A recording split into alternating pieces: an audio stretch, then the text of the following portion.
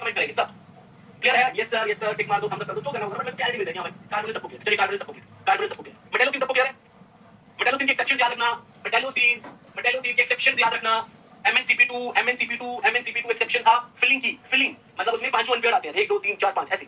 और स्प्लिटिंग की देखो दो तरह के एक्सेप्शन थे मेटालोसिन में। एक है फिलिंग का एक्सेप्शन है MnCp2, मेटालोसिन में लिख देता हूं यहां पे। मेटालोसिन में दो तरह के एक्सेप्शंस, एक आता है इन फिलिंग ऑफ इलेक्ट्रॉन, वो है MnCp2, और दूसरी है स्प्लिटिंग में exception in splitting of d orbital.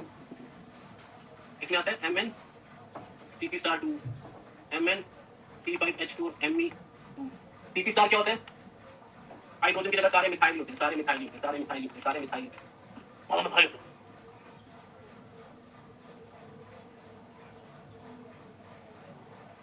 ठीक है, तो मेटालोसिन पे टिक मार देते हैं। और कार्बीन्स चाहे फिशर हो चाहे स्ट्रॉन्ग, क्या ये क्लियर है? हाँ बिल्कुल है, क्या ये क्लियर है? कार्बीन्स इस पे टिक मारते जाए। अब हम अपने टॉपिक पे आते हैं, इसका नाम है अल्कीन कॉम्प्लेक्सेस।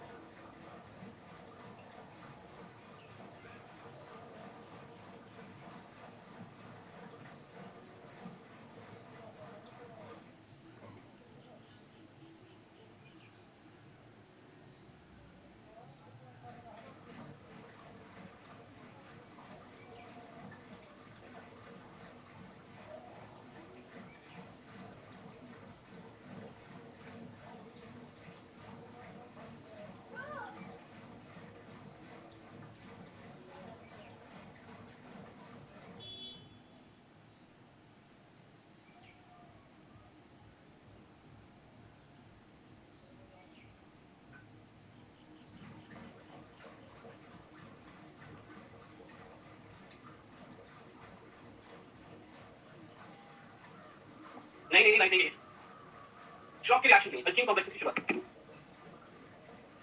देखिए सबसे पहले हम जरा इसकी बात कर लेते हैं बॉन्डिंग हम ऑलरेडी कर चुके हैं, बता दूं बॉन्डिंग हम ऑलरेडी रेडी डन ऑलरेडी। ठीक है, बॉन्डिंग ऑलरेडी पढ़ी हमने, बॉन्डिंग इसमें पढ़ी थी, पहले पढ़ी बॉन्डिंग हमने पहले पढ़ी। एक क्वेश्चन जरूर पूछ लेते हो, मान लो मेरे पास यहाँ पे अल्कीन है और यहाँ मेरे पास लिगेंड जुड़ा है।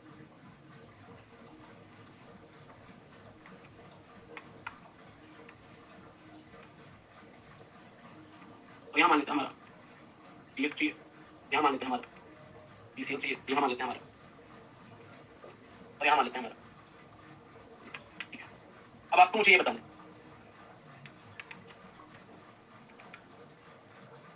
आप बताओ only and only you can, आपको मुझे बताना है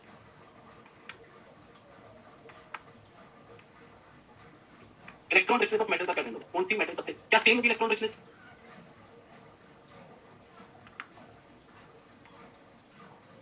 सर आप अच्छा पढ़ाते हैं, सब क्लियर हो जाता है, टॉपिक के धन्यवाद। अब आप बताइए क्या सारी मेटल इक्वली इलेक्ट्रॉन रिच है अल्कीन के साथ बैक बॉन्डिंग करने के लिए? सवाल है, अल्कीन के साथ बैक बॉन्डिंग करने के लिए क्या सारी मेटल्स इक्वली इलेक्ट्रॉन रिच है या अलग अलग? किसकी इलेक्ट्रॉन रिचनेस ज्यादा है, किसकी कम? क्या PF3 सबसे ज्यादा इलेक्ट्रॉन रिच होगी या NME3? जानकारी के लिए बता दूं पाई एक्सेप्टर स्ट्रेंथ सबसे ज्यादा होगी PF3 की, फिर PCl3, फिर PME3 और सबसे कम NME3। तो सिर्फ sigma donor, only sigma donor, अच्छा सिग्मा डोनर। तो बेटा अगर मैं बात करूं इलेक्ट्रॉन रिचनेस ऑफ मेटल तो D सबसे ज्यादा इलेक्ट्रॉन रिच होगा, क्योंकि सर NME3 सिर्फ सिग्मा डोनर है, ये इलेक्ट्रॉन देता है, सिर्फ इलेक्ट्रॉन देता है, छीनता है ही नहीं है।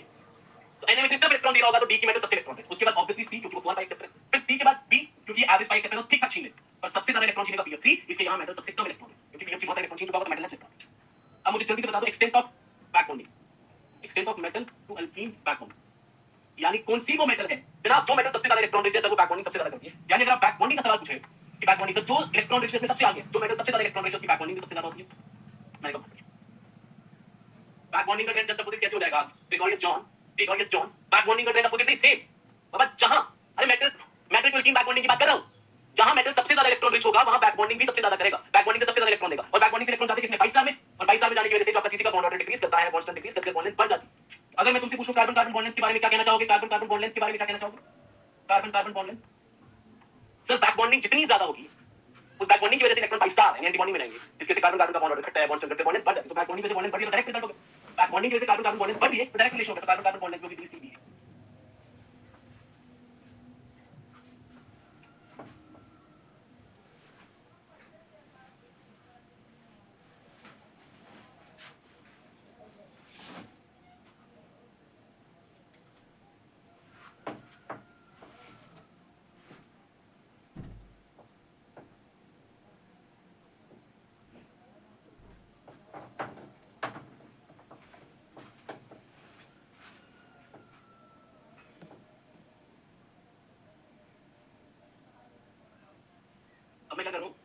एक्सट्रीम केसेस ले रहा हूं।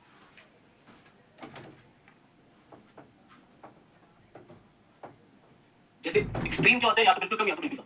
जैसे मान लो हम कंसीडर करें नो बैक बॉन्डिंग, और फिर हम यहाँ पे कह रहे हैं एक्सट्रीमली हाई बैक बॉन्डिंग। देखो अगर बैक बॉन्डिंग हो ही नहीं रही, अगर बैक बॉन्डिंग हो ही नहीं रही, किसी प्रकार की बैक बॉन्डिंग नहीं हो रही, सिर्फ सिग्मा डोनेशन हो रही, तो ऑब्वियस सी बात है आपका ये बॉन्ड ऑर्डर यहाँ पे 2 ही रहेगा, क्योंकि एंटी बॉन्डिंग में इलेक्ट्रॉन आएगी नहीं, पाई बॉन्ड टूटा ही नहीं, तो बॉन्ड ऑर्डर 2। इस कार्बन की हाइब्रिडाइजेशन sp2, इस कार्बन की हाइब्रिडाइजेशन sp2। अब अगर आपने बोल दिया कि एक्सट्रीम लेवल पे यहाँ नो बैक बॉन्डिंग थी, और यहाँ पे बोल दिया extremely high back, extreme level पे हाई बैक। अब जब एक्सट्रीम लेवल पे हाई बैक बॉन्डिंग होगी, एंटी बॉन्डिंग में इतने सारे इलेक्ट्रॉन चले जाएंगे, पाई बॉन्ड के एंटी बॉन्डिंग में इतने सारे इलेक्ट्रॉन चले जाएंगे कि पाई बॉन्ड टूट जाएगा कंप्लीटली, और फिर ये मेटल कार्बन के बीच में बॉन्ड, मेटल कार्बन के बीच में बॉन्ड मिल जाएगा। और ये कब होता है? जनरली साइनाइड के केस में, चारों साइनाइड हो या चारों क्लोरीन। अब आपका प्योर sp3, प्योर sp3 यहाँ बॉन्ड ऑर्डर, इसे बोलते हैं साइक्लोमेटल, अपना क्या बोलते हैं इसे? Cyclo metalla proton, metalla cyclo, क्या बोलते हैं? Metallo cyclo, metallo cyclo, metalla cyclo. ठीक है, अब एक आती है इंटरमीडिएट, इंटरमीडिएट बैक, तो बीच में ना कतई कम ना कतई, ऐसे केस में आपका ये बॉन्ड इंटरमीडिएट लेवल पे बैक बॉन्डिंग हो रही है, ना तो पूरी तरीके से टूटा होगा ना पूरी तरीके से टूटा होगा, यहाँ भी पार्शियल पार्शियल बॉन्ड होगी। अब ये जो कार्बन है, इनकी ना तो प्योर sp2 होंगे ना प्योर sp3 होंगे, इनकी हाइब्रिडेशन होगी in between sp2 and sp3, bond order in between 1 and 2, और यहाँ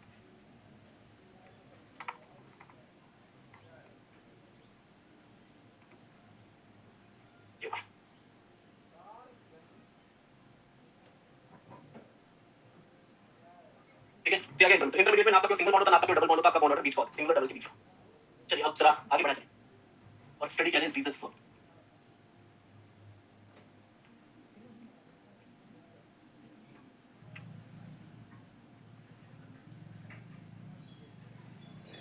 जीसस सॉल्ट क्या था? First organometallic compound of B2। क्या होता है Jesus salt?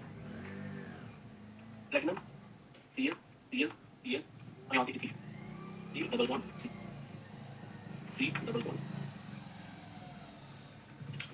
Obviously hydrogen concentrate करो, और इसके ऊपर चार्ज क्या होता है?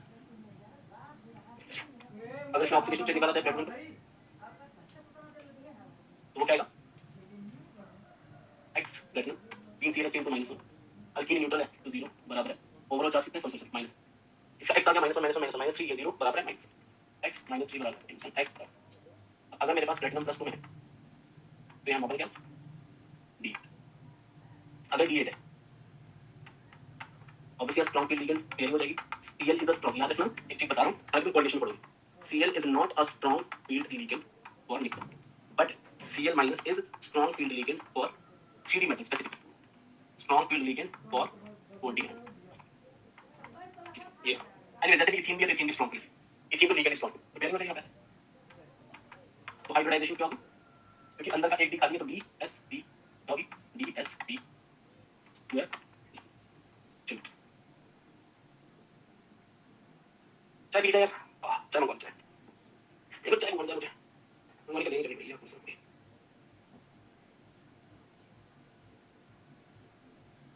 इतने चाय ला दे पड़े।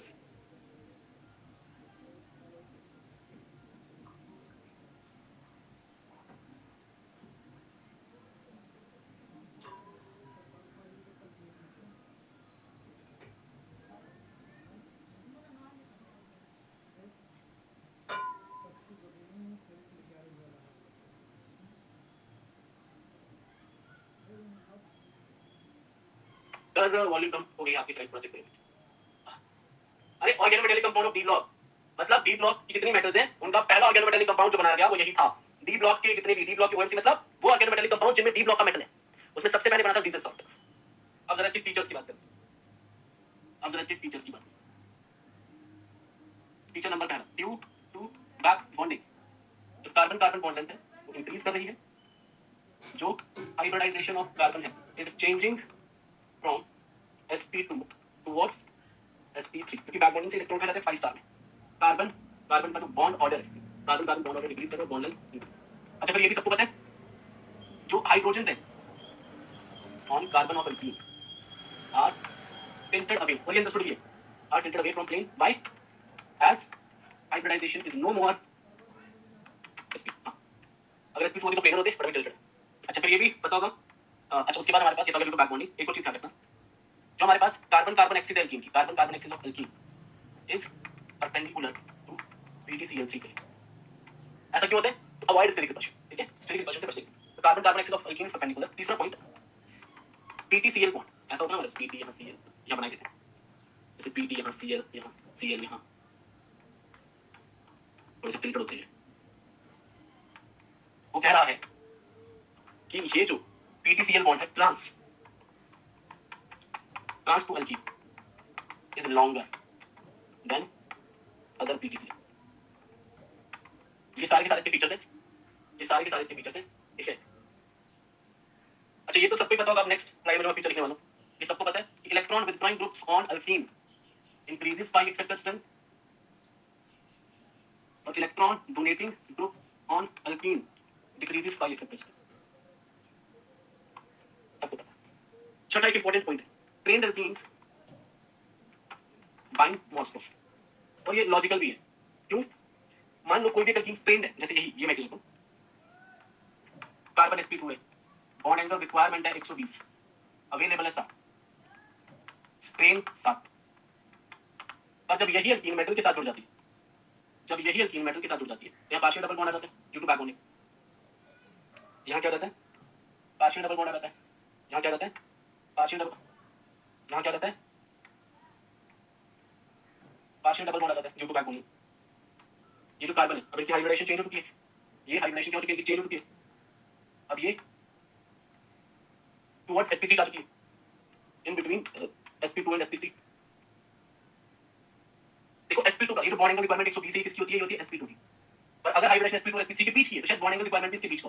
sp2 का रिक्वायरमेंट अगर 120 है, sp3 का 109 है, तो शायद यहाँ पे बॉन्ड एंगल रिक्वायरमेंट 110 की मान। समझ में आया क्या हो रहा है? क्योंकि आपकी हाइब्रिडाइजेशन sp2 से sp3 की तरफ जा रही है, तो आपका बॉन्ड एंगल रिक्वायरमेंट sp2 में 120 का होता है, sp3 में 109 का होता है। और क्योंकि sp2 से sp3 की तरफ जा रही है, तो मान लेते हैं बॉन्ड एंगल रिक्वायरमेंट 110। तो यहाँ पे मान लेते हैं कि यहाँ पे बॉन्ड एंगल रिक्वायरमेंट कितनी होगी? 110। अवेलेबल तो 60 ही रहेगा, और स्ट्रेन कम हो गया ना। 50 डिग्री, यहाँ स्ट्रेन कितने का था? 60 डिग्री का, यहाँ स्ट्रेन कितने का? 50 डिग्री। तो बेसिकली क्या होता है?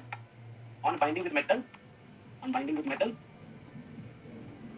There is relief in on binding metal there is relief in spring from binding।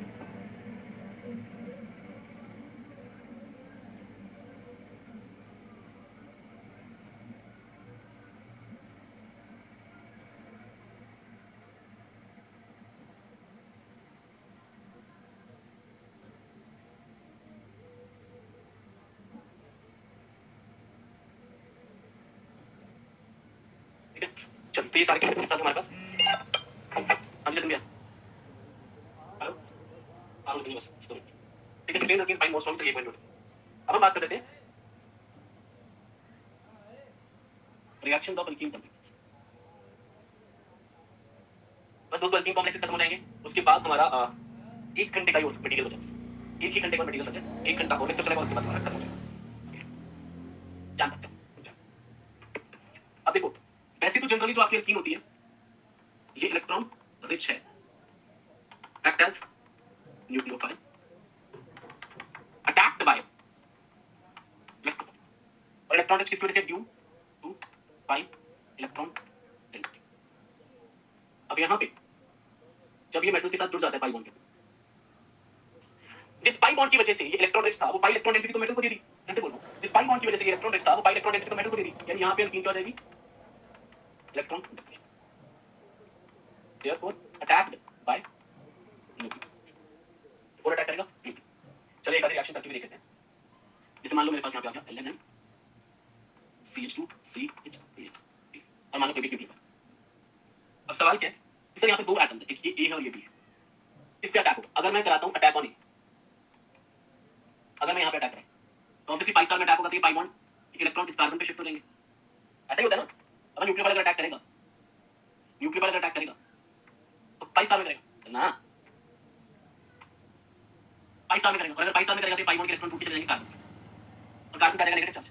फिर इस कार्बन पे जो नेगेटिव चार्ज है वो इलेक्ट्रॉन दे देता है मेटल। मैं फिर से बोलता हूं, जैसे आपका न्यूक्लियर अटैक करेगा इस कार्बन में यानी पाई स्टार में, पाई बॉन्ड टूटेगा, इलेक्ट्रॉन कार्बन पे आएंगे, और कार्बन फिर वही इलेक्ट्रॉन्स किसे दे देता है, मेटल। तो यानी क्या बनता है हमारे पास फिर Ln N, फिर ये बी वाला कार्बन मेटल के साथ जुड़ जाएगा, ये वाला कार्बन मेटल को इलेक्ट्रॉन देगा तो मेटल के साथ जुड़ जाएगा H। दूसरा आता है अटैक ऑन बी, भैया अब हम अटैक जो ए पे नहीं कर रहे, अब हम अटैक जो ए पे नहीं कर रहे, अब हम अटैक कर रहे हैं बी पे। अब ये न्यूक्लियर अटैक किया बी पे, अब पाई बॉन्ड के इलेक्ट्रॉन इस कार्बन पे गए, और फिर इस कार्बन ने इलेक्ट्रॉन मेटल को दे, समझ आई। पाई स्टार में अटैक किया, पाई बॉन्ड टूटा, इलेक्ट्रॉन कार्बन पे गए, कार्बन पे नेगेटिव चार्ज है, फिर इस कार्बन ने इलेक्ट्रॉन उठा के मेटल को दे दिया। तो यानी CH2 वाला कार्बन जो है यहाँ पे कौन जुड़ेगा, CH2 वाला यानी A, और न्यूक्लियर किसके साथ जुड़ा, A, न्यूक्लियर बी पे, न्यूक्लियर बी पे, और न्यूक्लियर ए पे।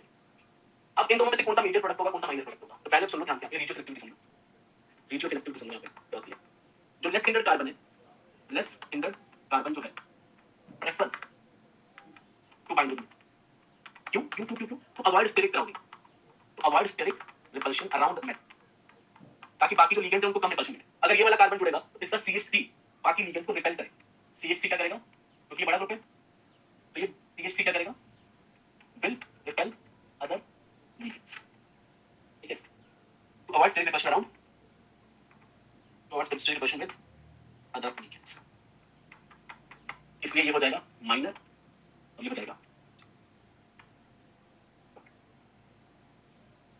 Attack on A is less favorable, less favorable.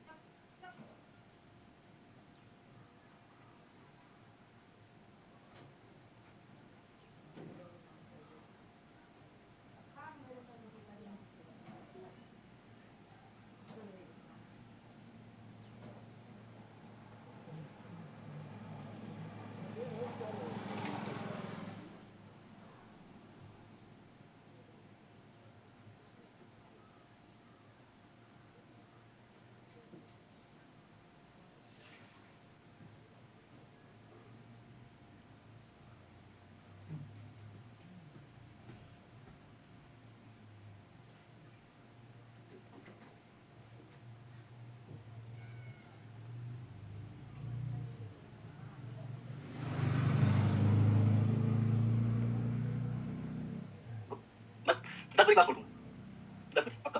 अगर कोई कह रहा है ये समझ नहीं आ रहा बेटा, समझने वाला ऐसा कुछ नहीं है जो मुश्किल है। ये था आपके पास, क्या हुआ, आपने न्यूक्लियोफाइल का अटैक इस पे कराया, डेफिनेटली इस पे मेजर प्रोडक्ट बनता है, इस पे अटैक। पाई बॉन्ड 2 के इलेक्ट्रॉन कहां चले गए, कार्बन के पास। अब आपकी पिक्चर क्या बन गई, ऑब्वियसली ये पाई बॉन्ड खत्म, ये बॉन्ड खत्म हो जाएगा, CH2 पे नेगेटिव चार्ज आ जाएगा, डबल का सिंगल हो जाएगा, C के साथ में H था ही, CH3 आ गया, न्यूक्लियोफाइल आ गया। फिर ये नेगेटिव चार्ज किसी इलेक्ट्रॉन दे देगा मेटल को, तो बन गया M CH2 D H और न्यूक्लियोफाइल और बस। मैंने वहां पे बीच का इंटरमीडिएट नहीं बनाया था, आप बना के देख लो, ठीक है, समझ रहा।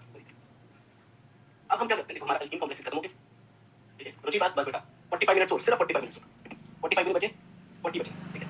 अब हम क्या करते हैं, टॉपिक है रिएक्शन मैकेनिज्म। अच्छा, इससे पहले रिएक्शन मैकेनिज्म करो, कुछ स्ट्रक्चर है तो तुम्हें याद करना है, मैं करा दूं तो रिएक्शन करेंगे, ठीक है। स्ट्रक्चर है तो तुम्हें याद करने, जैसे कि स्ट्रक्चर Fe2CO9 का, Mn2CO10 का तुम पढ़ चुके हो, ठीक है। Fe2CO9 का स्ट्रक्चर कैसा होता है, इसमें सवाल पूछते हैं कितने ब्रिजिंग है ना, और कितने टर्मिनल लिगेंड, तो याद रखना इसमें 6 टर्मिनल लिगेंड होते हैं, 3 इसके साथ, 3 इसके साथ और 3 ब्रिजिंग लिगेंड होते हैं। इसका स्ट्रक्चर सबको पता है, सारे टर्मिनल होते हैं, कोई ब्रिजिंग नहीं है। ये स्ट्रक्चर याद करना, ठीक है, स्ट्रक्चर याद करना।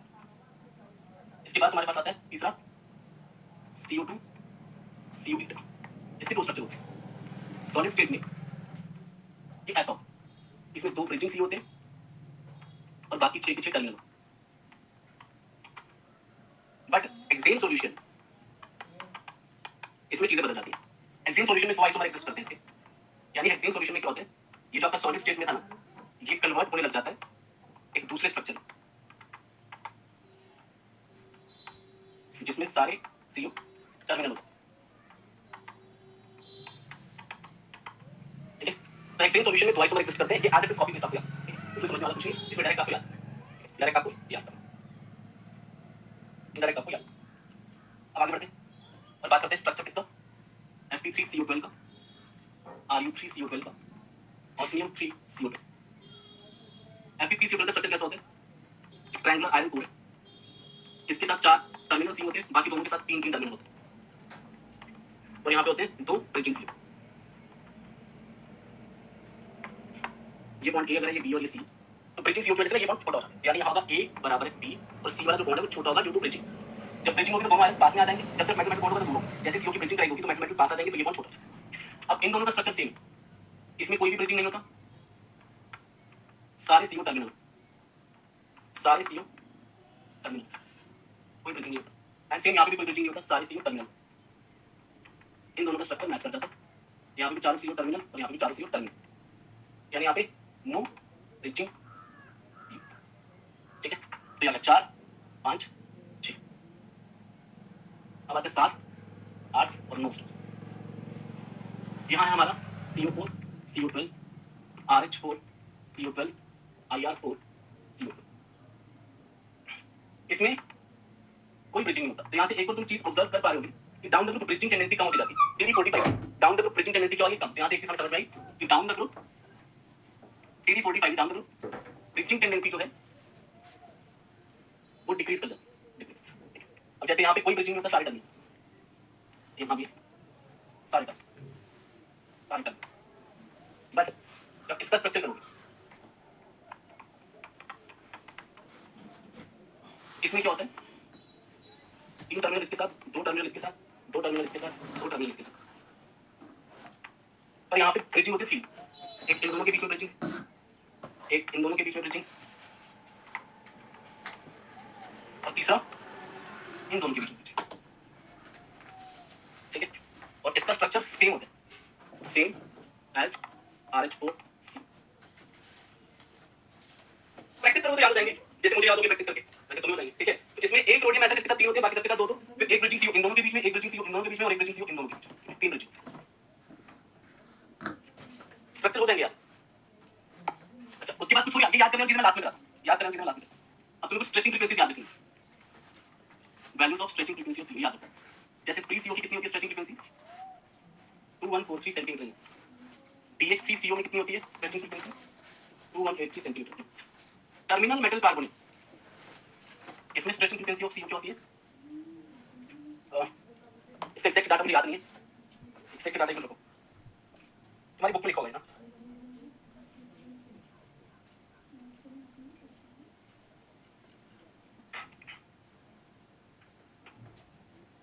1850 to 2125 है। उसके बाद म्यू टू सी यू यानी ब्रिजिंग म्यू, इसकी स्ट्रेचिंग फ्रीक्वेंसी लगभग याद है 1760 से आई थिंक 1850 तक की इस रेंज की। और म्यू 3 सी यू की इसकी मुझे याद करेंगे, याद तो क्या ही करनी है।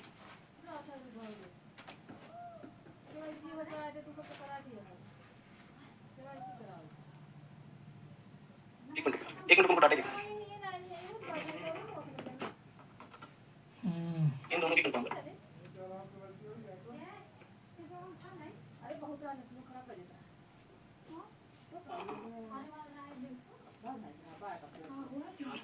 किसी के पास बुकलेट पड़ी है, किसी के पास बुकलेट पड़ी तो यार देखो उसमें एक बार। टार मिसलर तो किताब ही मिलती है, Miessler and Tarr, Miessler and टार।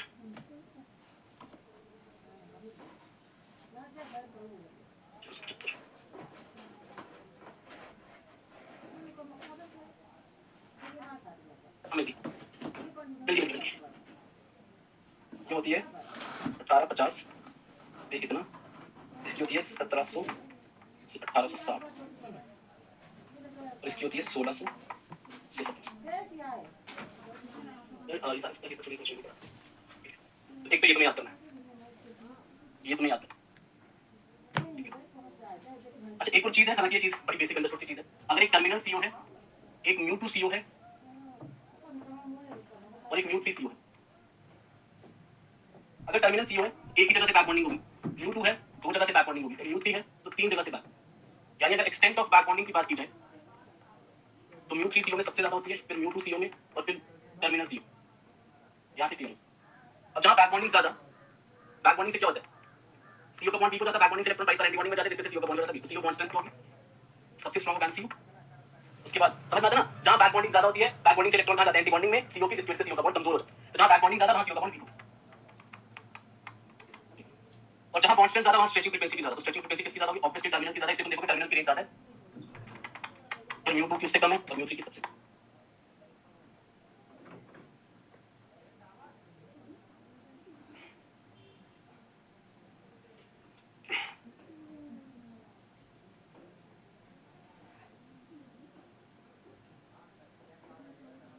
ठीक है, अब जरा हम बात कर लेते हैं हमारे आखिरी टॉपिक्स की, रिएक्शन मैकेनिज्म इन ओएमसी। बस थोड़ा ही ज्यादा नहीं,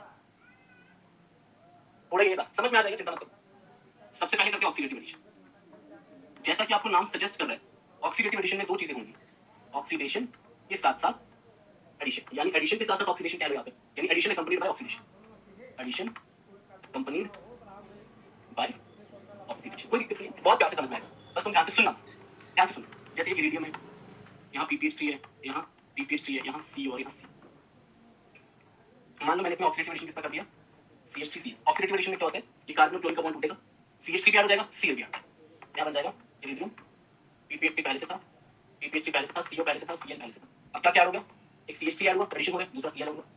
अब यहाँ पे देखो, इसका इलेक्ट्रॉन काउंट करोगे तो 9, 1 10 2 12 2 14 2 16, तो इसका हो गया 16। यहाँ इलेक्ट्रॉन काउंट करो, इसका इलेक्ट्रॉन काउंट करो, इसका इलेक्ट्रॉन काउंट करो, 9 1 10 2 12 13 14 16, यानी 16 से कहाँ जा रहा है 18। तो मैं कह सकता हूँ जो मेरा इलेक्ट्रॉन काउंट ऑफ कॉम्प्लेक्स है इंक्रीजेस बाय, अगर ऑक्सीडेशन स्टेट निकालना, आई होप सबको आता है ऑक्सीडेशन स्टेट निकालना। ये न्यूट्रल लिगेंड है तो 0 0, न्यूट्रल लिगेंड है तो इसमें से कोई चार्ज नहीं आएगा, 0 0, न्यूट्रल लिगेंड है 0 0, Cl -1 +1, यानी यहाँ से ऑक्सीडेशन स्टेट +1 है, तो मैं लिख सकता हूँ कि भैया इरिडियम +1 है, और यहाँ न्यूट्रल है 0 0 0 0 0 0, Cl -1 +1, Cl पे -1 इस पे +1, CH3 पे -1 इस पे +1, तो इसका ऑक्सीडेशन स्टेट कितना है +3, यानी यहाँ पे इरिडियम। तो मैं लिख सकता हूँ कि मेरा ऑक्सीडेशन स्टेट इंक्रीजेस बाय 2, इसलिए मैंने ऑक्सीडेटिव एडिशन को क्या बोला, ऑक्सीडेटिव एडिशन का, इसलिए क्या बोला, ऑक्सीडेटिव एडिशन। अब यहाँ कोऑर्डिनेशन नंबर देखो कितने हैं, 4, और यहाँ कोऑर्डिनेशन नंबर देखो कितने हैं, 6, यानी कोऑर्डिनेशन नंबर भी क्या कर रहे हैं, इंक्रीजेस बाय।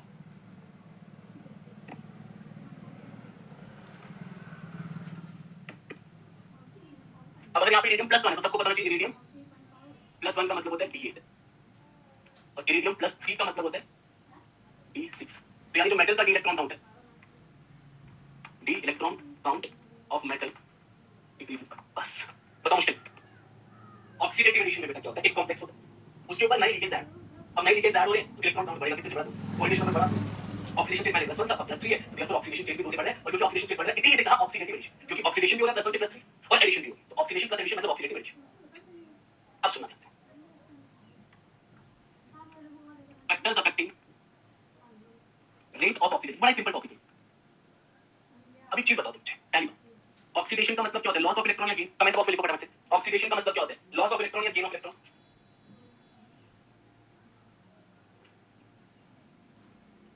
ऑक्सीडेशन का मतलब होता है sir loss of, loss of, मतलब बहुत बढ़िया चीज है, हमको ये चीज पता है, ऑक्सीडेशन का मतलब लॉस ऑफ इलेक्ट्रॉन होता है। अगर बेटा ऑक्सीडेशन का मतलब लॉस ऑफ इलेक्ट्रॉन, तो आप बस मुझे एक चीज बताओ, लॉस ऑफ इलेक्ट्रॉन के लिए हमारी जो मेटल है वो क्या होनी चाहिए?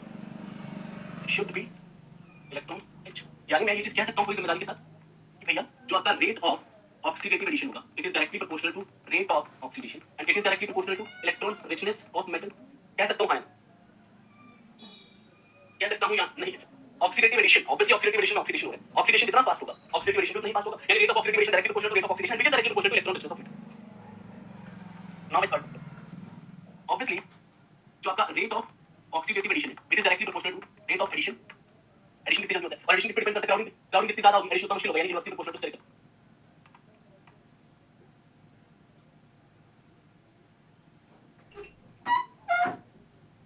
बोलो हाँ, क्लियर है चीज, क्लियर है चीज? अब आ जाओ, अब आ जाओ factors affecting rate of oxidative addition. कुछ मुश्किल नहीं है, आप समझना थोड़ा सा, ज्यादा नहीं बस थोड़ा सा। अब ध्यान से सुनना मेरी बात। सबसे पहला आता है पाई acceptor strength of Spectator leakage. कुछ मुश्किल नहीं है, प्लीज ध्यान से सुनो। मान लो मेरे पास यहाँ पे एक मेटल है, मान लो मैंने इसके साथ में लगा दिया PF3, मेरे पास एक मेटल, मैंने इसके साथ में लगा दिया PME3, मैंने यहाँ पे ऑक्सीडेटिव एडिशन कराया XY का, मैंने यहाँ पे ऑक्सीडेटिव एडिशन कराया XY, यहाँ बना PF3MXY। तुम ही बताओगे, मतलब मैं छोड़ो, तुम ही बताओगे, मुझे बस इतना बताओ, अगर तुमसे कोई पूछे कि पाई एक्सेप्टर स्ट्रेंथ का क्या ट्रेंड है, ए वाले की पाई एक्सेप्टर स्ट्रेंथ ज्यादा है स्पेक्टेटर लीकेज की या बी वाले? बस मुझे बता दो पाई एक्सेप्टर स्ट्रेंथ का ट्रेंड ए वाले की ज्यादा है या बी वाले? हर कोई समझदार बोलेगा सर ए वाले की पाई एक्सेप्टर स्ट्रेंथ ज्यादा, PF3 स्ट्रॉन्गर पाई। अगर ये स्ट्रॉन्गर पाई एक्सेप्टर है तो ये मेटल से ज्यादा इलेक्ट्रॉन छीनेगा कि कम इलेक्ट्रॉन छीनेगा? ऑब्वियसली ये मेटल क्या हो जाएगी? मोर इलेक्ट्रॉन रिच, और ये मेटल क्या हो जाएगी? लेस। तो यानी मैं लिख सकता हूँ इलेक्ट्रॉन रिचनेस ऑफ मेटल का क्या ट्रेंड होगा? जल्दी इलेक्ट्रॉन रिचनेस ऑफ मेटल का क्या ट्रेंड होगा?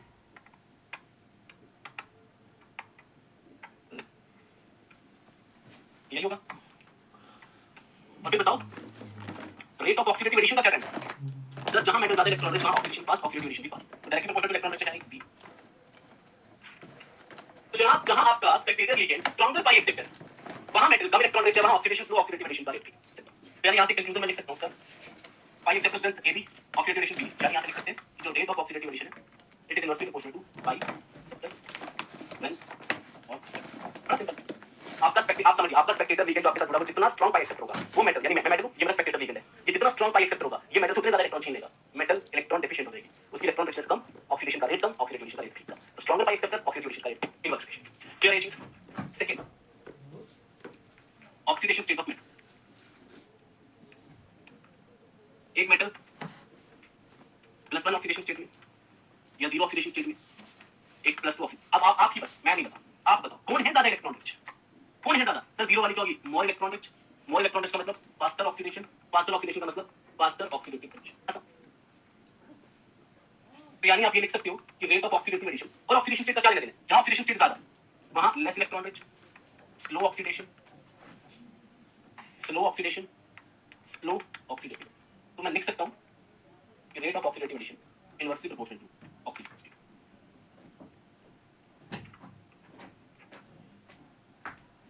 बिल्कुल। और तीसरा तुम्हें पता ही है स्टेरिक क्राउडिंग, ये तो हमने कर ही लिया। मेटल पे क्राउडिंग जितनी ज्यादा होगी एडिशन उतना स्लो होगा और ऑक्सीडेटिव एडिशन उतना ही स्लो, तो rate of oxidative addition inversely proportional to. पता मुश्किल था। इसके बाद आता है reductive elimination, just opposite, just opposite. इसमें सारी चीजें अपोजिट हो, वहां ऑक्सीडेशन हो रहा था, यहां रिडक्शन, वहां एडिशन हो रहा था, यहां जस्ट अपोजिट होगा, जस्ट अपोजिट, बिल्कुल अपोजिट, बिल्कुल ही अपोजिट, बिल्कुल ही अपोजिट। जैसे मान लो मैंने यहाँ पे एलिमिनेशन कराया CH3 का, एलिमिनेशन कराया Cl, तो क्या बना? IR पीछे बचा एक Cl, एक CO, है ना, और PPH3 और PPH3। अब तुम्हारा काम है ये सब करना, ठीक है? तुम्हारा इलेक्ट्रॉन काउंट निकालना सब तुम्हारा काम, तुमको निकालना, मैं नहीं करता, ठीक है? तो इलेक्ट्रॉन काउंट निकालना आता है सबको। इसका इलेक्ट्रॉन काउंट निकालोगे तो 18 आएगा, इसका निकालोगे तो 16 आएगा, यानी यहाँ पे इलेक्ट्रॉन काउंट ऑफ कॉम्प्लेक्स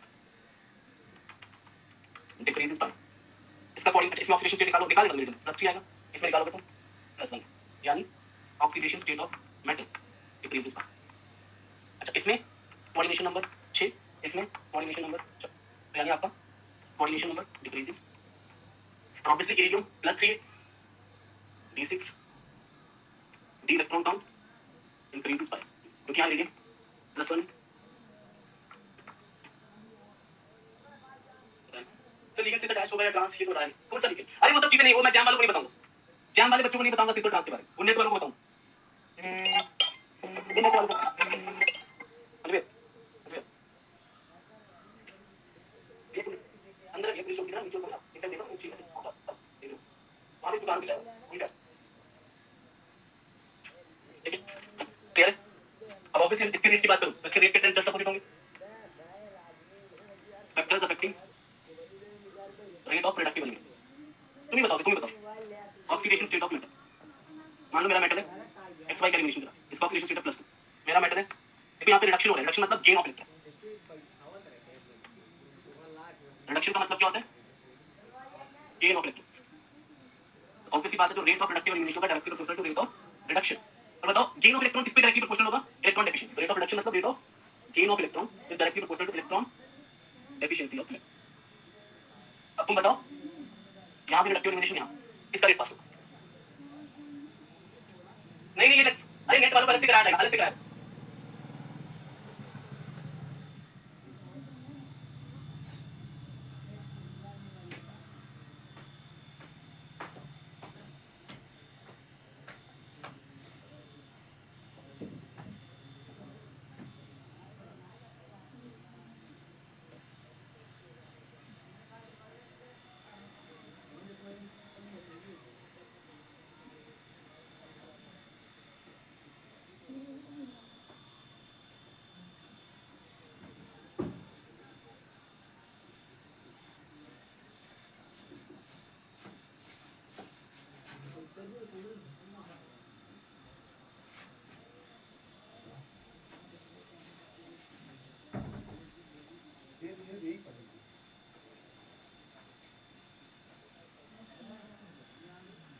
क्या बोल रहे हो आप समझ में? अरे मैं ये बोल रहा हूँ ये लेक्चर सबके लिए, व्यायाम नेट के सबके लिए, ठीक है। पर ये वाली जो टॉपिक है ना ऑक्सीडेटिव एडिशन रिडक्टिव एलिमिनेशन, अभी मैं सिर्फ इसका बेसिक आइडिया दे रहा हूँ।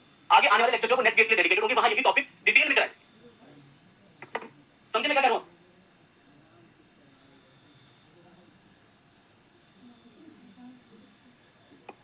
डिटेल में कराएंगे। अच्छा तुम्हें यहाँ पे बताना रेट कितना ज्यादा होगा, अभी तक आंसर नहीं आया मेरा, आंसर नहीं आया सर। +2 अच्छा सर पहली बात रिडक्शन का मतलब क्या होता है? सर रिडक्शन का मतलब होता है गेन ऑफ इलेक्ट्रॉन, और rate of reductive elimination directly proportional to rate of gain of electron. और गेन ऑफ इलेक्ट्रॉन का रेट कहां ज्यादा होगा? जहां मेटल इलेक्ट्रॉन डेफिशिएंट होगी वहां वो इलेक्ट्रॉन का गेन जल्दी करेगी, directly proportional to electron deficient. अब मुझे बताओ इनमें से कौन ज्यादा इलेक्ट्रॉन डेफिशिएंट है? Sir +4 more electron deficient, therefore faster reduction, faster reductive elimination. Second factor आ गया, सेकंड फैक्टर आ गया pi acceptor strength of spectator leaving. अब आप मुझे बताओ, मान लीजिए मेरे पास यहाँ पे XY, मान लो यहाँ पे XY, मुझे रिडक्टिव यहाँ पे है PF3 जोड़ रखा है और यहाँ पे जोड़ रखा है PME3, हमें करानी है रिडक्टिव एलिमिनेशन। मुझे बताओ किसका रेट ज्यादा होगा? तुम बताओ, मैं नहीं बताऊं। किसका रिडक्टिव एलिमिनेशन पास होगा, A का या B का? द क्वेश्चन फॉर यू, जल्दी से आंसर दे, किसका रेट ज्यादा होगा?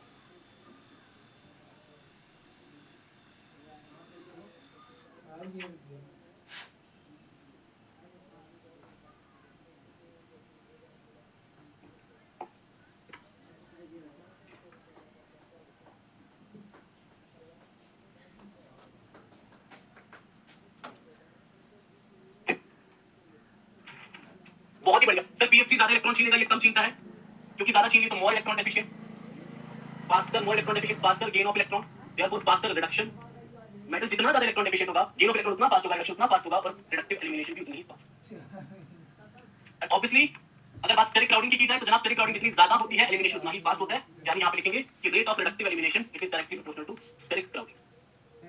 बस अब बेसिक आइडिया। बी का मोर होगा कृष्णा 3, भाई पागल है, बी का कैसे ज्यादा होगा कृष्णा? हम रिडक्टिव एलिमिनेशन करा रहे हैं, हम रिडक्शन करा रहे हैं, हम गेन ऑफ इलेक्ट्रॉन की बात कर रहे हैं, और गेन ऑफ इलेक्ट्रॉन वहां पास होगा जहां मेटल खुद गरीब है, इलेक्ट्रॉन डेफिशिएंट ज्यादा है। मेटल जितनी ज्यादा इलेक्ट्रॉन डेफिशिएंट होगी, जितनी ज्यादा गरीब होगी, उसका गेन ऑफ इलेक्ट्रॉन यानी रिडक्शन का रेट उतना ही ज्यादा, रिडक्टिव एलिमिनेशन का रेट भी उतना ही ज्यादा। क्या हो गया तुम लोगों को? मैं मानता हूं कि ये लेक्चर थोड़ा लंबा खिंच रहा है एक्सपेक्टेशन से, बट ऐसा भी नहीं है कि कोई बहुत ही कोई मुश्किल चीज पढ़ाई जा रही है। मुश्किल होता तो मैं छोड़ देता, मुश्किल होता मैं खुद ही छोड़ देता, मुश्किल होता मैं खुद छोड़ देता दोस्त। अब एक बात बताओ, थोड़ा सा बचे, अब उस थोड़े से के लिए एक अलग से लेक्चर जान के लेना, दैट इज नॉट एक प्रोडक्टिव चीज नहीं है। बचा 15-20 मिनट का बचा। वन माइग्रेटरी इंसर्शन, प्लीज ध्यान से सुनिए। ये तुम्हारे लिए उतनी जरूरी नहीं है, उतनी जरूरी नहीं है दोस्त, नहीं है, नहीं है जरूरी, नहीं। चल मैं फिर से बोल रहा हूं, नेट गेट वालों को डिटेल में कराऊंगा, जान कराऊंगा। वन माइग्रेटरी इंसर्शन में क्या होता है, आपका अल्काइल ग्रुप माइग्रेट करता है इलेक्ट्रॉन डेफिशिएंट कार्बन पे, इसके pi स्टार में अटैक करता है और ये pi बॉन्ड टूट के इलेक्ट्रॉन ऑक्सीजन पे चला जाता है। ये मेटल है मैंगनीज। इस तरीके से आपके पास बन जाता है Mn, यहां C डबल बॉन्ड हो जाएगा ट्रिपल C, CH3 यहां चला गया और एक वेकेंट साइड क्रिएट। अब ये तुम्हें होमवर्क दे रहा हूं, मैं तुम खुद से करोगे। इसका इलेक्ट्रॉन काउंट निकाल लेना 89, इसका इलेक्ट्रॉन काउंट निकाल लेना 69, यानी यहां पे आपका इलेक्ट्रॉन काउंट क्या कर रहे हैं, electron count decreases by oxidation state निकाल लेना। CH3 का -1 +1 बाकी सारे न्यूट्रल, CO3H का -1 इसका +1 बाकी सारे न्यूट्रल। तो ऑक्सीडेशन स्टेट यहां पे भी मैंगनीज +1 में और यहां पे भी manganese +1, oxidation state remains same. पहला पॉइंट, दूसरा पॉइंट, तीसरा पॉइंट, वेकेंट साइट क्रिएट हुई है, वेकेंट साइट इज क्रिएटेड। इसके बाद हमारे पास आता है 1-2 माइग्रेटरी इंसर्शन।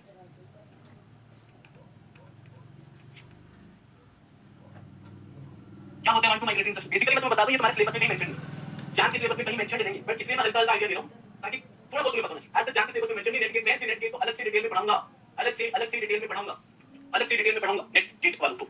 1-2 माइग्रेटरी इंसर्शन किसमें होती है, ऑन इसमें होती है in case of metal alkyne complexes, metal alkyne complexes, जब मेटल के साथ अल्कीन जुड़ी हो तब 1-2 माइग्रेटरी इंसर्शन। क्या होता है 1-2 माइग्रेटरी इंसर्शन में, मान लो यहां सी कोई भी लिगेंड है, कोई भी लिगेंड, यहां पे आपका H जुड़ा है CH3 और यहां पे आपकी अल्कीन,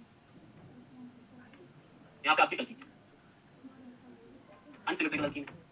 1-2 माइग्रेटरी इंसर्शन में क्या होता है, आपका हाइड्रोजन या अल्काइल ग्रुप माइग्रेट करते हैं, आपका हाइड्रोजन या अल्काइल ग्रुप माइग्रेट करते हैं और माइग्रेट करके कहां जाते हैं, मोर हिंडर कार्बन। क्यों, ताकि लेस हिंडर कार्बन, देखो इसके pi स्टार में अटैक करेगा, फिर ये pi बॉन्ड के इलेक्ट्रॉन कहां जाएंगे, कार्बन पे जाएंगे और फिर कार्बन पे नेगेटिव चार्ज आएगा और वो कार्बन जो नेगेटिव चार्ज वाला है वो इलेक्ट्रॉन मेटल को देगा, जैसे अटैक ऑफ न्यूक्लियोफाइल हुआ, सेम वैसा, सेम वैसा। तो ये H या CH3 माइग्रेट करेंगे इस कार्बन पे, pi स्टार में अटैक होगा, pi बॉन्ड टूटेगा, इलेक्ट्रॉन कार्बन के पास जाएगा, कार्बन अपने वही इलेक्ट्रॉन उठा के किसको दे देगा, मेटल, और फिर यहां पे आ जाएगा Mn, फिर यहां पे आ जाएगा Mn, CO, CO, CO, CO, ये माइग्रेट करके, ठीक है, ये CH2, अब इस CH2 पे इलेक्ट्रॉन है, उसने इलेक्ट्रॉन किसको दे दिया, मेटल को, यानी CH2 मेटल के साथ जुड़ गया और यहां पे था CH, यहां CH3 और यहां जुड़ा मेरा H या CH दोनों से कुछ, और यहां वेकेंट साइट क्रिएट। अगेन कल जाके इलेक्ट्रॉन काउंट कर लेना, इसका करोगे 18 आएगा, कर लेना तुम खुद से बैठ, और नहीं आया 18 तो फिर मुझसे पूछ लेना तुम। अभी भी कहते हैं 18 आएगा, मैंने इसका 7 7 और इसका 1 8 2 10 2 12 2 14 16 इसके 2 18, ठीक है। इलेक्ट्रॉन काउंट डिक्रीजेस बाय 2, लिख लेना इसको, समझ पहुंचा। मैंगनीज यहां +1 में ऑक्सीडेशन स्टेट, इसका -1 इसका +1, यहां -1 +1 बाकी सारे न्यूट्रल। तो ऑक्सीडेशन स्टेट भी क्या रहा, सेम, ये भी लिख लेना ऊपर, और एक वेकेंट साइट क्रिएट हुई।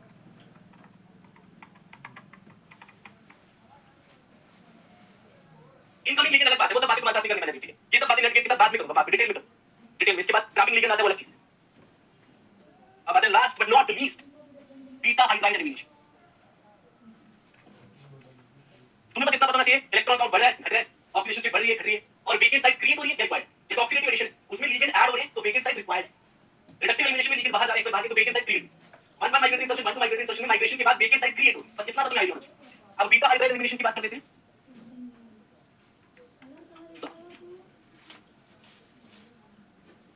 इसमें वेकेंट साइट रिक्वायर्ड एक खाली जगह होनी चाहिए। बीटा में क्या होता है, बीटा हाइड्राइड एडिशन में क्या होता है, मेटल के साथ जो कार्बन डायरेक्टली जुड़ा हुआ है उसके अगले वाला बीटा है। बीटा का जो हाइड्रोजन है ये यहां से हाइड्राइड बन गया, यानी इस कार्बन से इलेक्ट्रॉन लेते हैं, इलेक्ट्रॉन लेके बाहर निकलेगा तो क्या बनेगा, H-, H- मतलब हाइड्राइड, फिर ये हाइड्राइड आ जाता है। ऐसा करने से ऐसा करने से ऐसा करने से क्या हो जाता है, यहां पे H आता है और आपके इस कार्बन पे आ जाता है पॉजिटिव चार्ज। इस पॉजिटिव चार्ज को स्टेबलाइज करने के लिए ये कार्बन इस मेटल से इलेक्ट्रॉन लेके यहां डालता है और फिर यहां बन जाता है CH2 डबल बॉन्ड, CH2 पर ये मेटल। ये पूरा प्रोसेस है, ये बीच का इंटरमीडिएट है। जनरली इंटरमीडिएट नहीं बनाता, पर तुम इससे पहले सवाल पूछते 10-20 इसलिए मैंने इंटरमीडिएट बनाई, इसलिए मैंने इंटरमीडिएट बनाई। मैंने कहा इंटरमीडिएट बना ताकि तुम सवाल पूछो।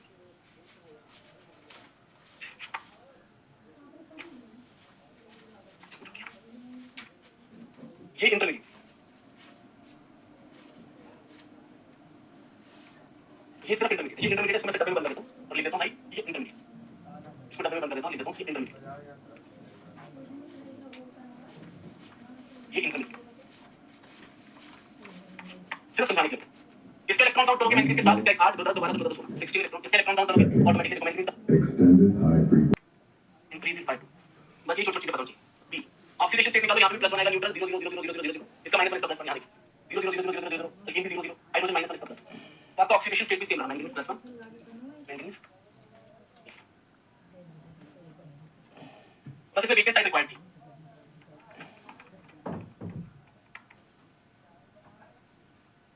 अरे बस बस बस 10 मिनट और, बस 10 मिनट और please please please please please please बस 10 मिनट, सिर्फ 10 मिनट, क्लियर है?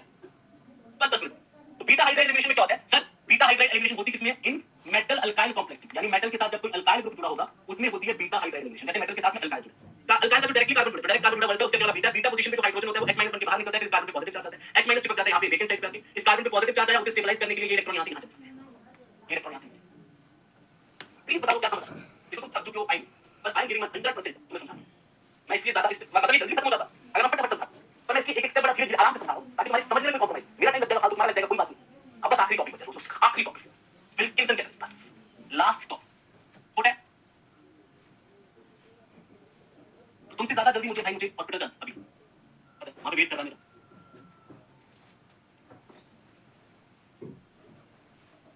मुझे भाई पेशेंस की लगी, अरे मेरी चीजें लेके जानी है। हाँ यार ऐसा मत बोलो यार, ये बोल के ना तुम बड़ा दिल तोड़ देते हो। इस सर के ऊपर से कैसे जा रहे हैं, सर के ऊपर से क्या, सर के ऊपर से जा रहे हैं। मैं एक एक चीज इतने इत्मीनान से समझा रहा हूं, मैं एक अब तुम्हारा पता क्या दिक्कत, तुम्हारा मन ही नहीं रहा, बट प्रॉब्लम ये है, प्रॉब्लम ये नहीं है कि तुम्हारे सर के ऊपर से जा रहा है, तुम्हारा पता क्या हो गया, तुमने देखा अच्छा 2 घंटे उसके बाद तुम्हारा मन अपने आप खत्म हो जाता है कि अब वो नहीं पढ़ना, अब वो नहीं पढ़ना, अब वो नहीं पढ़ना। तो गलत बात है यार, क्या समझ नहीं आया? Beta hydride elimination metal alkyl होती है, मेटल के साथ जब अल्काइल जुड़ा होता है, मैं कह रहा हूं ये कार्बन अल्काइल का जो डायरेक्टली जो बोलता है उसका वाला बीटा है, बीटा से हाइड्राइड बाहर निकलेगा, बीटा हाइड्राइड एलिमिनेशन, बीटा से H- बाहर निकलेगा, इस कार्बन पे पॉजिटिव चार्ज आएगा, H- यहां पे कार्बन पे पॉजिटिव चार्ज, क्योंकि इलेक्ट्रॉन लेके जा रहा है कार्बन पे, इन पॉजिटिव चार्ज को स्टेबलाइज करने के लिए ये कार्बन मेटल और कार्बन बॉन्ड के इलेक्ट्रॉन, ये इलेक्ट्रॉन यहां से निकाल के इधर डाल देते हैं, फिर ये बॉन्ड टूट गया, फिर ये बॉन्ड टूट गया, फिर ये बॉन्ड टूट गया, Mn ये CO एज इट इज रहा, ये CO एज इट इज रहा, ये CO एज इट इज रहा, ये CO एज इट इज रहा, H यहां से बॉन्ड टूट गया और ये बन गया CH2 डबल बॉन्ड CH, और फिर ये पाई बॉन्ड से इलेक्ट्रॉन यहां, क्या दिक्कत है? सिचुएशन यार तुम्हारा सिचुएशन आ चुका है। इलेक्ट्रॉन काउंट मैंने कहा सोना है करके निकला आ रहा है, नहीं तो भाई एक काम करो, जाओ तुम लोग बाद में रिकॉर्ड देखो, मैं तो कंप्लीट कराऊंगा। अब मैं नहीं, मैं वैसे नहीं, मैं तो कंप्लीट, तो नहीं पढ़ना कोई दिक्कत नहीं यार, जा सकते हो तुम, जा सकते हो। मैंगनीज की ऑक्सीडेशन स्टेट समझ नहीं आ रही? एक बात बता, CO न्यूट्रल लिगेंड होता है, इसकी वजह से कोई चार्ज नहीं आएगा, CO न्यूट्रल इसकी वजह से कोई चार्ज नहीं, CO न्यूट्रल इसकी वजह से कोई नहीं, CO न्यूट्रल इसकी वजह से कोई नहीं। अल्काइल मैंने जब कराया था ऑक्सीडेशन बताया था, जितने भी अल्काइल ग्रुप होते हैं CH3 C2H5 कोई भी अल्काइल ग्रुप उसमें -1 होता है, अल्काइल पे -1 करेस्पॉन्डिंग इसके प्लस, यहां CO neutral 0 0 CO neutral 0 0 neutral 0, इनकी वजह से कोई चार्ज नहीं आएगा, अल्कीन भी न्यूट्रल होता है, H पे क्या आता है हाइड्रोजन पे -1 करेस्पॉन्डिंगली मेटल पे plus, correspondingly metal plus, correspondingly metal plus, क्या दिक्कत है, क्या दिक्कत है? विल्किंसन कैटलिस्ट क्या होता है? RH BPH3 BPH3 BPH3 C, मुझे इसका इलेक्ट्रॉन काउंट बताओ, मुझे इसमें ऑक्सीडेशन स्टेट ऑफ रोडियम बताओ, सोचिए सर ऐसे करो लबर लबर पहले शेर उधरायचे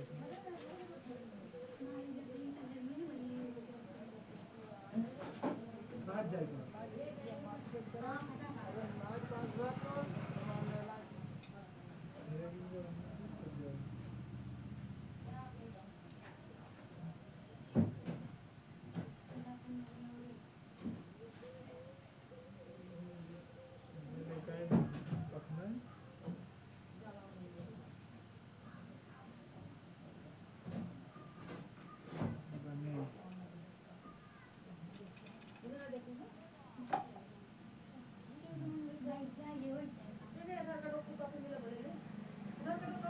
इलेक्ट्रॉन काउंट करोगे तो रोडियम का आता है 9, इसका 10 दोबारा तो 14 ऑक्सीडेशन से न्यूट्रल लिगेंड है 0 0 न्यूट्रल है 0 0 कोई चार्ज नहीं है, न्यूट्रल की वजह से कोई चार्ज नहीं, Cl-1 निकाल भी सकते हो प्रॉपर्ली। अब अगर रोडियम +1 है, रोडियम +1 होता है D8, अगर D8 है पेयरिंग हो जाएगी, उसके बाद आ जाएगा 1 2 3 4 5 6 7, हाइब्रिडाइजेशन होगी DsP, हाइब्रिडाइजेशन क्या होगी DsP, DsP, और ज्योमेट्री क्या होगी स्क्वायर B। हालांकि थोड़ी सी डिस्टॉर्टेड होती है, ठीक है, नया नोट लिख लेता हूं, ज्योमेट्री क्या होती है, थोड़ी सी डिस्टॉर्टेड होती है, ज्योमेट्री क्या होती है, हालांकि पेपर में पूछा था तो उसमें स्क्वायर देना लिखा था क्योंकि डिस्टॉर्टेड ऑप्शन लिखा, but actually geometry is slightly distorted, क्यों? ड्यू टू रिपल्शन बिटवीन बल्कि PPH3 ग्रुप्स, ये जो बल्कि PPH3 ग्रुप्स होते हैं इनके बीच में रिपल्शन होता है, इसकी वजह से ड्यू टू रिपल्शन अमंग बल्कि PPH3 ग्रुप्स, ये जो बल्कि PPH3 ग्रुप्स होते हैं इनके बीच में रिपल्शन की वजह से ज्योमेट्री स्लाइटली डिस्टॉर्टेड होती है। अब इसका काम क्या है, क्या काम है? तो विल्किंसन कैटलिस्ट क्या करता है, विल्किंसन कैटलिस्ट क्या करता है, catalyzes hydrogenation of catalyzes hydrogenation of catalysis hydrogenation of alkenes. जैसे कि मेरे पास ये एल्कीन है, अगर मैं इसकी रिएक्शन H2 के साथ वैसे करा दूं तो एक slow reaction, it's a slow reaction, it's a slow reaction. But अगर यही रिएक्शन विल्किंसन कैटलिस्ट की प्रेजेंस में करा दी जाए तो स्लो से फास्ट हो जाएगी। अगर यही रिएक्शन विल्किंसन कैटलिस्ट की प्रेजेंस में करा दी जाए तो यही रिएक्शन स्लो से क्या हो जाएगी। अब जरा बात करते हैं active form of catalyst, active form of catalyst, इसके ऊपर चर्चा करें। एक्चुअली विल्किंसन कैटलिस्ट अपनी ओरिजिनल फॉर्म में एक्टिव नहीं है। क्यों एक्टिव नहीं होता? स्टेरिक क्राउडिंग की वजह से। ये जो इसकी फॉर्म है ना, ये इनएक्टिव है। बहुत बड़ा लिगेंड होता है पीपीएच, पी के साथ 3 बड़ा लिगेंड है, बहुत बड़ा, तो ये क्या होता है? Inactive due to steric crowding. Inactive form due to steric. तो एक्टिव फॉर्म कैसे बनाई जाती है? इसका एक पीपीएच अपना लूज करता है और उसके बाद ये 3 कोऑर्डिनेशन का कंपाउंड, इसकी टी शेप होती है, इलेक्ट्रॉन काउंट 14 होता है, ये इसकी एक्टिव फॉर्म, ये इसकी एक्टिव फॉर्म। और यहाँ पर इसका सॉल्वेटेड एनम और इट्स सॉल्वेटेड, क्योंकि इसमें सॉल्वेंट मिथनॉल यूज किया जाता है, तो आपका बड़ा सा बल्कि सा पीपीएच बाहर निकल के एक सॉल्वेंट आता है। ये भी इसकी एक्टिव फॉर्म, इसे भी एक्टिव फॉर्म कंसीडर किया, इसे बोलते हैं सॉल्वेटेड एनम। ये भी दोनों में से किसको एक्टिव फॉर्म बोलते हैं? आउटपुट आपने साफ साफ लिखा है कि ये भी एक्टिव फॉर्म है और ये भी एक्टिव फॉर्म। पेपर में जो ऑप्शन देखिएगा उसको टिक कर, एक्टिव फॉर्म ये भी, एक्टिव फॉर्म ये, दोनों एक्टिव। ये एक्टिव क्यों नहीं है? स्टेरिक क्राउडिंग की वजह से। अब बात करते हैं इसके मैकेनिज्म।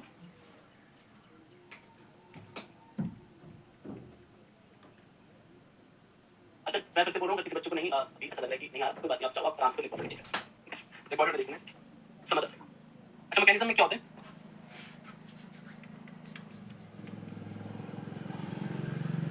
सबसे पहले लॉस ऑफ पीपीएच3, तो पीपीएच3 की जगह फिर क्या जाते हैं? सॉल्वेंट। अगला स्टेप होता है oxidative addition of H2। Oxidative addition of H2 यानी H2 आ जाएगा,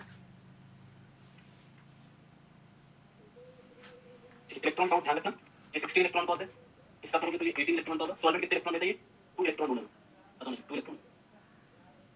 फिर आगे बढ़ो, सॉल्वेंट बाहर निकलता है, उसकी जगह हमारी अल्कीन आके जुड़ती है, CH2 double bond CH3। Solvent बाहर निकल जाता है, उसकी जगह आके जुड़ती है हमारी अल्कीन, उसकी जगह आके जुड़ती है हमारी अल्कीन, इसकी जगह आके जुड़ती है हमारी अल्कीन। पीपीएच3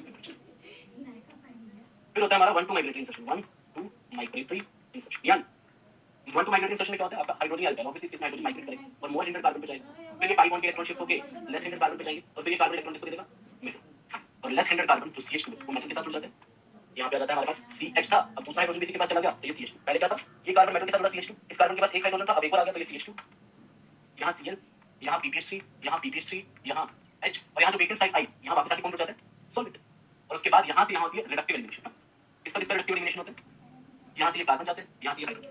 रिडक्टिव एलिमिनेशन किसकी?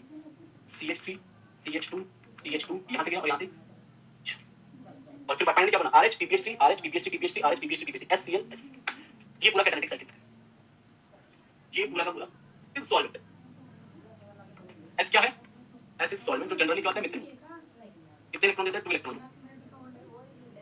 छोटा ना, प्रश्न ज्यादा नहीं करें, इसलिए ये एक्टिव होता है, इसलिए ये फॉर्म एक्टिव होता है। हेलो, इस बात नहीं है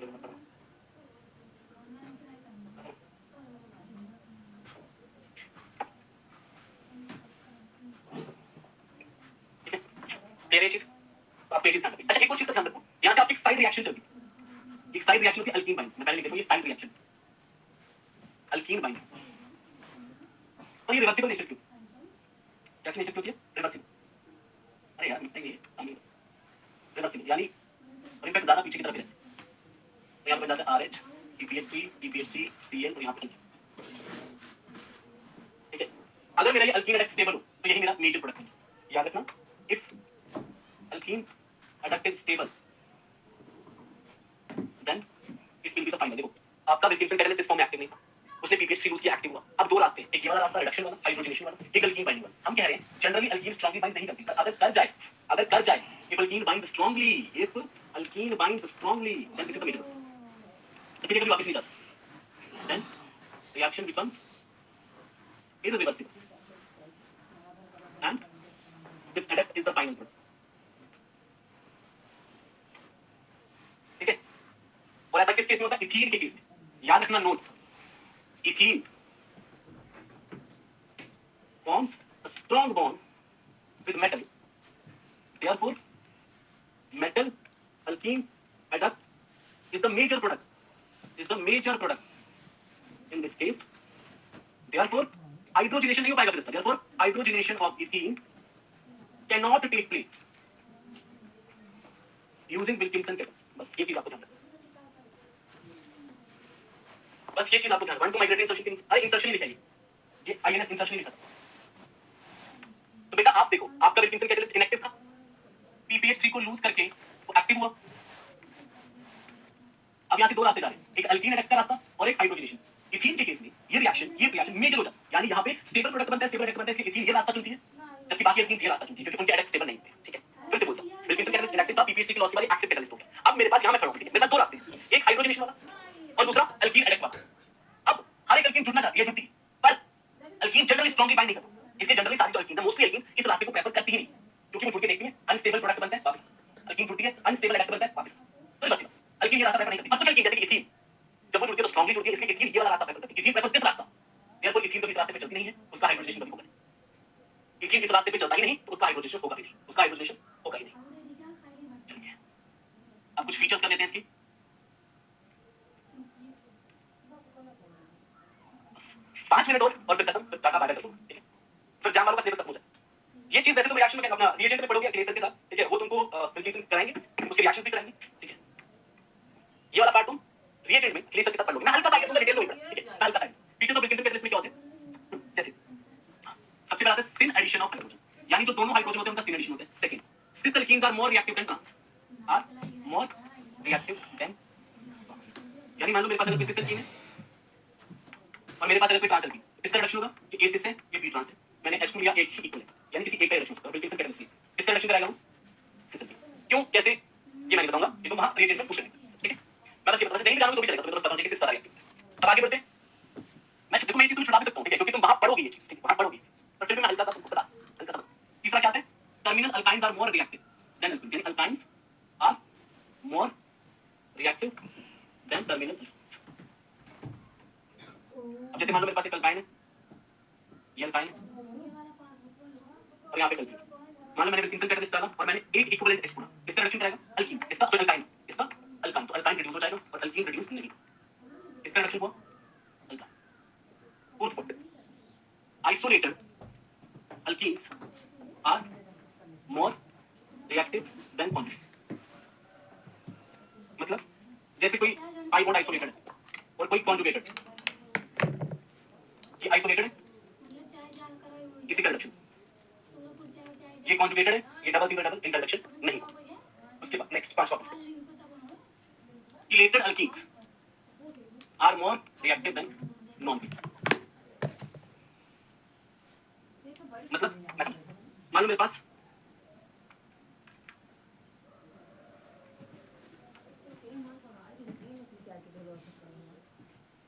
यहाँ पे कोवेलेंट जैसा ग्रुप है. अब एक्चुअली क्या है, अगर आपका मेटल यहाँ जुड़ा उसे कोई किलेशन नहीं मिलेगी, मतलब किसी और तरफ से इलेक्ट्रॉन. अगर आपका मेटल यहाँ जुड़ा रोडियम तो उसे यहाँ से किलेशन मिलेगी और वो किलेशन की वजह से स्टेबल महसूस करेगा. तो आपका रोडियम क्योंकि यहाँ जुड़ना प्रेफर करेगा ड्यू टू, मैं लिख देता हूँ, due to chelation rhodium prefers to bind with B. Therefore, reduction of B takes place. अगर आपने एक इक्विवेलेंट डाला, देखो अगर दो डालोगे तो अलग बात, दोनों पे बनेगा. अगर एक इक्विवेलेंट H2 का डाला तो किसका रिडक्शन होगा. And last but not the least,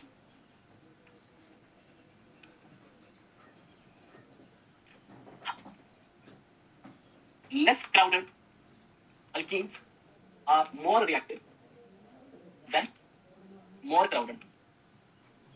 अर्थात जैसे आपके पास ये लेस सब्स्टिट्यूट है, लेस क्राउड, ये ज्यादा रिएक्टिव होगी इससे, और ये ज्यादा रिएक्टिव होगी इससे, और ये ज्यादा रिएक्टिव होगी इससे. आपकी एल्कीन जितनी लेस क्राउडेड होगी उसकी रिएक्टिविटी उतनी ही ज्यादा होगी. और गाइस इसी के साथ हमारा ओएमसी एग्जाम के लिए यही खत्म होता है. अब प्लीज ईमानदारी के साथ बता दो क्या ये सारे पॉइंट सबको क्लियर है. रीजन जानने की कोई जरूरत नहीं है, सिर्फ इतना पता होना चाहिए एडिशन सिंग होता है, मतलब सेम साइड से हाइड्रोजन ऐड होते हैं. Cis alkenes are more reactive than trans alkene, alkynes are more reactive than alkene, isolated double bond is more reactive than conjugated double bond. जहां किलेशन हो रहा होगा वो डबल बॉन्ड ज्यादा reactive होता है. क्राउडिंग जैसे जैसे बढ़ती जाएगी, क्राउडिंग जैसे जैसे बढ़ती जाएगी रिएक्टिविटी कम होती जाएगी. हां पार्शियल होगा वहां पे, यस यस यस पार्शियल होगा क्योंकि मैंने एक इक्विवेलेंट डाला ना.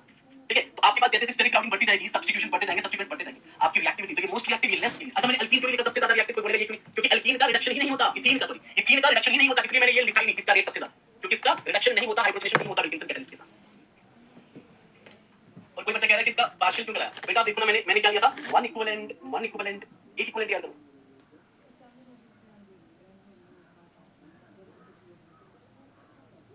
अच्छा बेटा आप एक चीज क्यों नहीं समझ रहे हो, एक बात बताओ, मान लो यहाँ मेटल है, ये मेटल के साथ ज्यादा स्ट्रांगली बाइंड करेगा या ये करेगा? सर ये स्टेरिक क्राउडिंग कम देगा। देखो मेटल के साथ स्ट्रांगली वो एल्कीन बाइंड करती है जो बाकी लिगेंड्स को रिपल्शन कम दे। ठीक है खुशी? ठीक है। घर में जब बेटे की शादी की जाती है तो वो बहू लाई जाती है, कोशिश की जाती है कि वो बहू लाई जाए जिसके परिवार के साथ लट कम बचे, है ना? कहां कहां कहां पति और बीवी के बीच में बॉन्डिंग स्ट्रांग होती है, पति और बीवी के बीच में बॉन्डिंग बहुत स्ट्रांग होती है, जहां इनकमिंग वाइफ जिसके मम्मी पापा बहनें भाई उनके साथ कम रिपल्शन करेगी तो स्ट्रांग बॉन्ड बने, ज्यादा रिपल्शन करेगी तो वीक बॉन्ड बनेगा, सिंपल। तो ये क्योंकि लेस क्राउडेड है तो कम रिपल्शन देगी बाकी लिगेंड्स को, स्ट्रांगली जुड़ेगी, मोर क्राउडेड है ज्यादा रिपल्शन देगी बाकी लिगेंड्स को, वीक जुड़ेगी, ये और भी ज्यादा क्राउडेड है और भी ज्यादा रिपल्शन देगी बाकी लिगेंड्स को, यानी और भी वीकली बाइंड करेगा। तो सिंपल कांसेप्ट है।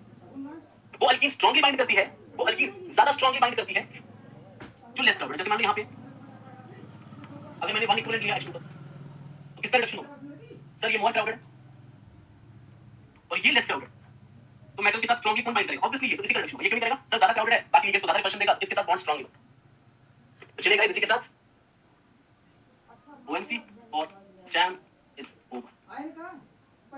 अब next class is only for NET GATE, next class is only for NET GATE students. आगे आने वाली classes only for NET GATE students. चलिए दोस्तों बहुत बहुत धन्यवाद जुड़ने के लिए, जय हिंद जय भारत, मिलते हैं कल, तब तक के लिए शुभ रात्रि, bye bye, take care. Extremely sorry बहुत परेशान किया मैंने, उसके लिए माफ करना। ठीक है दोस्तों, please and thank you so much for cooperating, thank you. चलिए bye bye, take care. NET GATE वालों तुमसे मुलाकात होती रहेगी अभी मेरी, ठीक है? जैम तक का सिलेबस खत्म हो गया, तुमसे मुलाकात होती रहेगी, तुमसे मुलाकात होती रहेगी।